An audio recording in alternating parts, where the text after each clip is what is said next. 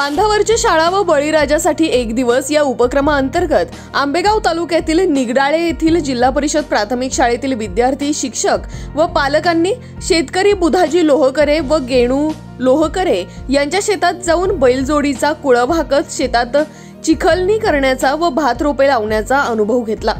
विद्यार्थ्यांमध्ये बालपणापासून बळीराजाबद्दल आदर व प्रेम निर्माण व्हावे, आपला देश शेतीप्रधान असल्याने शेतीविषयी माहिती मिळावी, मुलांना शेतीचे महत्त्व समजावे, शेतीची कामे काय असतात, ती कशा प्रकारे केली जातात या सर्व गोष्टींचे ज्ञान व्हावे यासाठी निगडाळे शाळेने बांधावरची शाळा तसेच एक दिवस बळीराजासोबत हे उपक्रम राबवण्यात पुढाकार घेतला आणि हीच संकल्पना लक्षात घेऊन शाळेतील शिक्षक, विद्यार्थी व पालकांनी देखील शेतीच्या कामाची त्यासाठी लागणारी अवजारे यांची ओळख करून घेतली। रोप काढणे, मूठ बांधणे, चिखल करणे, लावणी करणे ही सर्व कामे विद्यार्थ्यांनी अत्यंत उत्साहाने केली। विद्यार्थ्यांनी शेतकऱ्यांना शेतीविषयक आपल्या मनात असणाऱ्या शंका विचारल्या। निगडाळे गावचे शेतकरी बुधाजी लोहकरे व गेणू लोहकरे यांच्या शेतात बांधावरची शाळा भरली होती।